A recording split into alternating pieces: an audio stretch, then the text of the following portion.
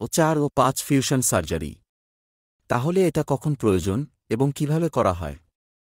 তাই কিছু ইঙ্গিত আছে যখন আমরা মেরুদণ্ডে ফিউশন সার্জারি করি।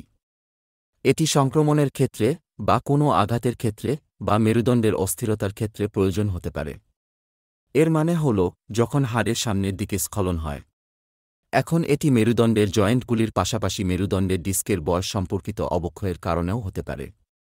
অথবা এটি এমন পরিস্থিতির কারণে হতে পারে যদি সেখানে বিরতি থাকে বা মেরুদণ্ডের অংশে ফাটল, যাকে বলা হয় পার্স ইন্ট্রাআর্টিকুলারিস।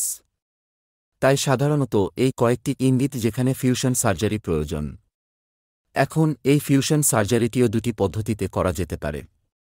প্রথমটি হল মাইক্রোস্কোপিক পদ্ধতির মাধ্যমে এবং দ্বিতীয়টি মিনিমাল ইনভেসিভ বা এন্ডোস্কোপিক পদ্ধতির মাধ্যমে। ফিউশন সার্জারিতে আমরা ধাতব ইমপ্লান্টও রাখি। মেরুদণ্ডের যে অংশটি অস্বাভাবিক নড়াচড়া করছে তাকে স্থিতিশীল করার জন্য আমরা স্ক্রু এবং রড রাখি।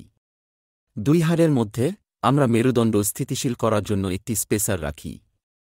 তাই এখন এভাবেই ফিউশন সার্জারি করা হয়।